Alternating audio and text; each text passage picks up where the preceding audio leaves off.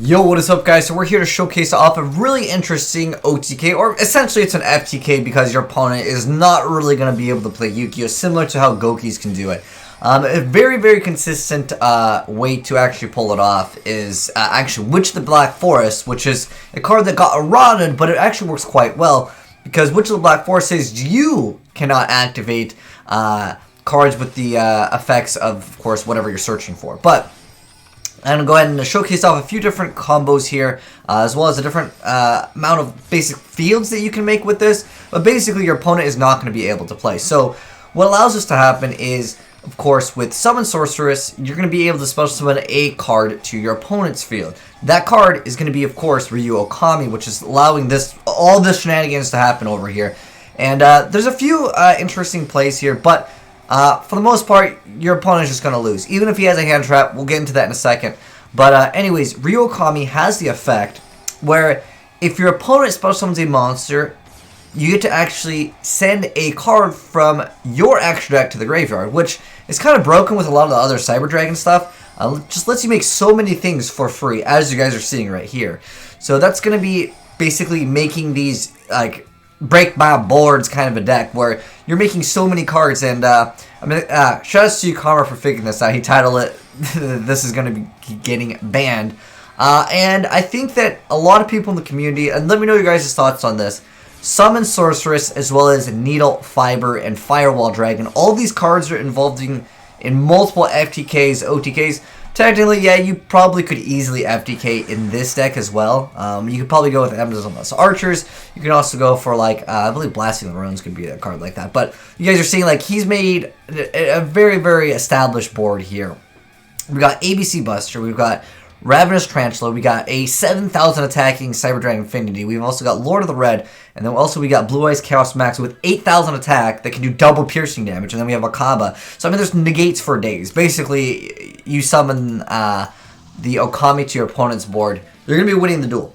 But I want to showcase off an example where maybe the opponent is actually going to have something. Here he did a pretty cheeky play over there, discarding a card so he can kind of go for some free special summons. But basically all it comes down to is either having Yugioh Okami in your hand, or Witch of the Black Forest, which will then search out your copy of Yugioh Okami. And like I said, it opens up these really broken boards. There's things like Super Vehiculoid Mobile Base. We're able to just go ahead and go for a Speedroid, and then you can kind of combo that into other things. There's also Herald of Arclight, which is going to let you add a Ritual. That's why we are actually playing Rituals, because it's so free. In addition to that, CyberDragon Nova. Let me get to it, if I can grab it real quick. Okay, well, it's activating its effect again. But CyberDragon Nova has the effect where if it's sent to the graveyard by your opponent's card effect, which it counts because technically it's your card, but it's your opponent currently controls it, so you're going to be getting that effect. You can just go ahead and special summon a Chimera Tech Rampage Dragon, and then you're just going to be using multiple of them to, of course, go into Nova and then go into Infinity. Plus, Omega lets you reset all of your cards anyway, so, like, it's so free. And once you guys see this deck profile, you'll understand what I'm talking about. Where, I mean, like, even if your opponent has a hand trap, you can still respond to it. And this other guy, he's going to draw, like, 20 cards, and, like, he still can't beat this board. I mean, this is basically FTK at this point. There's this negates, this negates, this negates. This can destroy a spell or trap and destroy a monster. And then also, this will boost up all of your monster's attack, depending on the life points difference. So, he's going to go ahead and be able to destroy a spell trap. I'm going to go ahead and chalice that, and on top of that, he's going to go ahead and destroy the monster. So basically, he gets rid of the back row, gets rid of the monster, and he also negated the monster's effect, and he also stopped Makaba. But we've seen the Buster Dragon activate its effect. At this point, like almost no deck can compete with this. Again, it reminds me of Gokis at this point. At the end of the day, I think Gokis might be more consistent, because it's just like any two warriors, and you get that GG.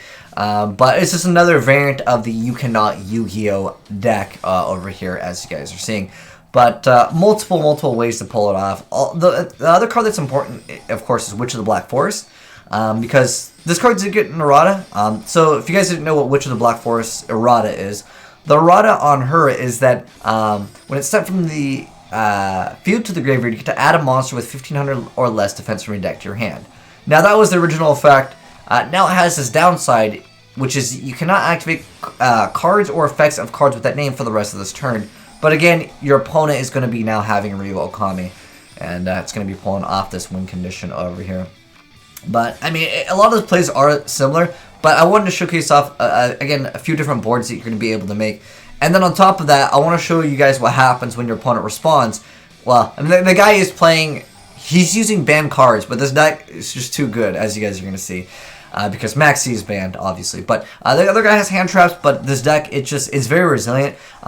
Infinite Impermanence, which is a card that a lot of people are main decking to compete with the Gokis, because once they go off, you lose. If you don't have a turn 1, like, Infinite Impermanence or like any hand traps, you can just straight lose to the deck. Now, a lot of people are combating those people that are trying to not lose turn 1 with the, like, I'm going to beat you turn 1 with cards like Red Reboot and cards like Called by the Grave, which is in there. And I'll give you guys a deck profile if you guys want to try out this deck yourself. But again, this is a turn 1 board that is just like, you're not beating this over here, because this gets rid of back row and it can get rid of a monster. That's getting rid of a monster. This is get rid of, well, this gets rid of monster or back row. And then this is get rid of anything, and then this is get rid of monster. So you basically have like 4 negations.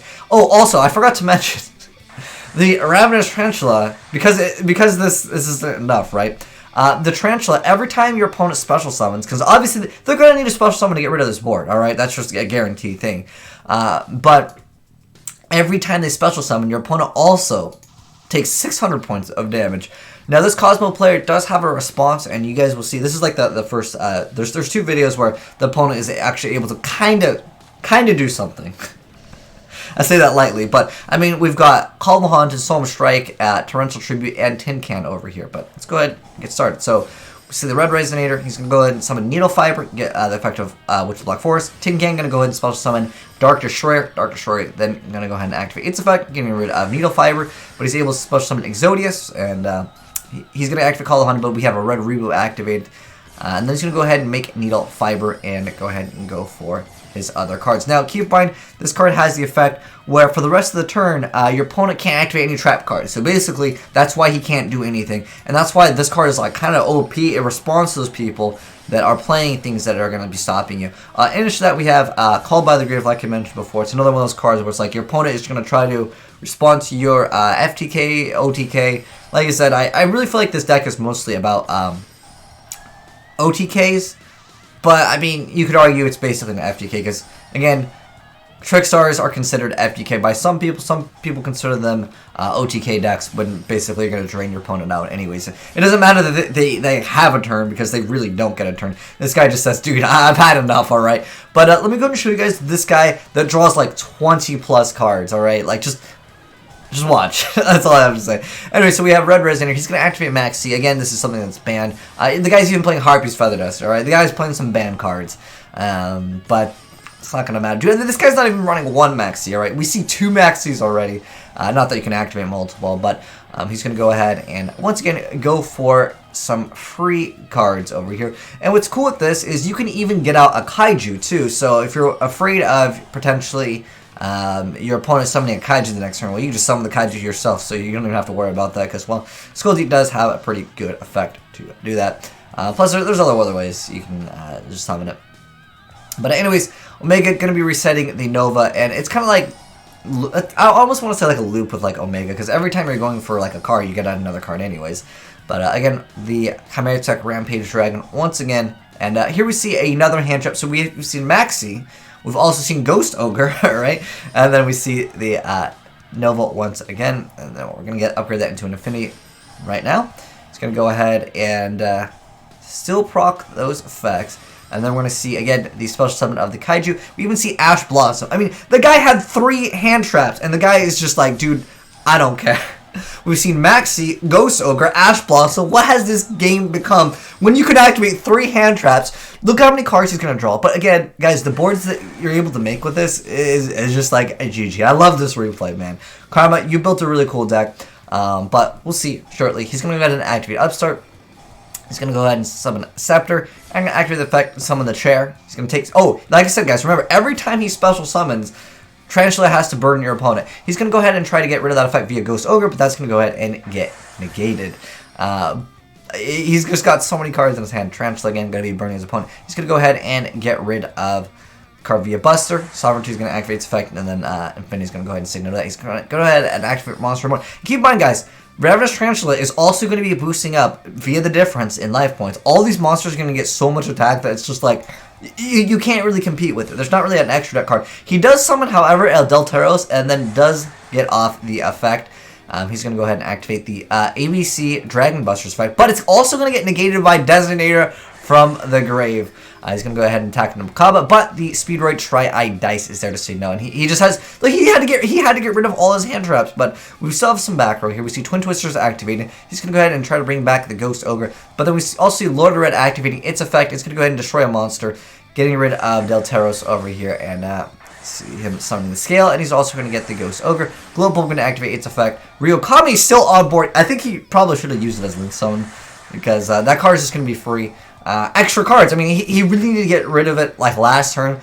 He couldn't exactly crash into it because, well, the Tri-Eye Dice made it so it was going to negate the next attack anyway, so unfortunately that just was really not an option for him. Again, he had to have, does he have links? Let's see. So he did have some links. Dude, Needlefiber and Summon Sorceress. I don't know, even like the Sarah Yugioh, I think it's on that level of like ban worthy. A lot of people in the community want those cards banned because, again, it opens up too many FTKs, OTKs, and just like you can't Yu-Gi-Oh kind of scenarios. But as you guys can see here, it's time to bust out the Exodius, which resets everything, so you're gonna be able to do it all over again. Dude, look at this thing, has 5,300 defense points, once again, he's just going to get those free Rampage Dragons. And now we see the Ravenous Tarantula of 5,000, 5,000. And then he's got multiple of these. Even though he does technically have Honest, I mean, there's just going to be too many cards at this point for him to actually deal with. Plus, I mean, we've got negates with this card. And we're probably going to summon a few other cards and probably have some extra negates anyways. And then we got Okami, there it is. So we can negate spells, we can negate monster effects. And there's other monsters that can negate other stuff anyways. So, again, this is why I would consider an FTK deck, essentially. You're making a board that's basically unbeatable unless your opponent's playing Exodius. In that case, you still can negate stuff with this. Then you can combo negate, and his opponent's like, dude, I can't even play. And plus, also, this one doesn't really negate, but it can tightly destroy a back row, and it can destroy a monster anyway. So this, guys, has been the Ryu Okami OTK deck. Now, for those of you guys that do want the deck profile, I'll go over the cards real quick. There's a few one-ofs, so we've got Dragon Core Hexer, this is just because it's vanilla, which is, of course, used for Vintage Art. But we got the Star Destroying Kaiju, we've got the Exodius, the Ultimate Forbidden Lord. You're basically playing 6 copies of Ryu Okami, because it's Witch of the Black Forest. You just need one of these, either one. And then we have Destrudo, which we didn't actually use, but that's a pretty easy condition to get that out as well. There's also the Cockle-Doodle-Doo. You can also technically run Armageddon Knight, and I mean, Needlefiber is pretty easy to summon. You can just run Armageddon Knight instead of Plague. You have the combo right there. Then we have, of course, like I said, 2 copies of Cockle-Doodle-Doo, Quick Draw Synchron. Then we have one ABC, one of each, and then we have triple copies of Witch of the Black Forest, 1 Electromagnetic. Then we got the Speedroid Terratop, the Speedroid Takentomborg. Then we have Tri-Eye Dice, O-Line, which actually lets your combos go off. Red Resonator at 3. Jet Synchron, Global, Chaos Max, Lord of the Red, Advanced Astral Art, Designator from the Grave at 3, and also Red Reboot at 3. This is basically going to let you go off and your opponent can't respond with the Infinite Impermanence, as well as, again, the Ghost Ogre. I mean, didn't even matter. The guy activated Maxi, activated Ash Blossom, activated Ghost Ogre, and still lost. And drew like 20 cards. Like, I don't know, man. This deck is pretty dirty. We got double Chalices, and then we have 3 Twin Twisters. And then lastly the red reboots. But as far as the extra goes, you basically saw everything every turn. Anyways, mobile base. Well, this by the way is well, you guys saw it in the video. It's basically your rank 3 little. Well, it brings out the old rank 3 engine, but you're using it as Link here. Anyways, we've got Makaba, Bust Dragon, and then 2 copies of Rampage. That's going to allow you to go, of course, into your infinities. Then we got the Cypher and Lord Omega, which basically loops everything. And then we have the Herald of Arclight, Ravenous Tarantula, Cyber Dragon Infinity, double copies of Nova, Scoldy, or Sarah Yugioh, that's what it's called. And then we have Summon Sorceress, Needlefiber, and Relinquish Anima. But yeah, that is the deck, guys. Let me know, guys, what you thought of it. If you guys think it's broken, let me know. What card should be banned is the real question. I mean, knowing how Konami does things, we don't hit the things that it's the actual problems. They'd be like, all right, we got to ban our boy Ryu Okami. Rip Ryu Okami, if they even hit it. I don't know. I mean, they've been hitting FTKs and OTKs a lot. But this one is a really, really interesting thing, because I was like, what the heck is this Ryu Okami? Is this a new card? But no, it's actually a pretty old card. It was actually a mega pack from last year. Actually got reprinted, or got printed originally in 2016. I don't even know why they reprinted it, but maybe this is why they knew. But anyways, that is the Ryu Okami OTK/FTK deck. Let me know your thoughts down below. But anyways, hopefully you guys enjoyed the video. If you did, drop a like on it. And if you're new to the channel, hit that subscribe button to see more Yu-Gi-Oh! FTKs and crazy combo videos.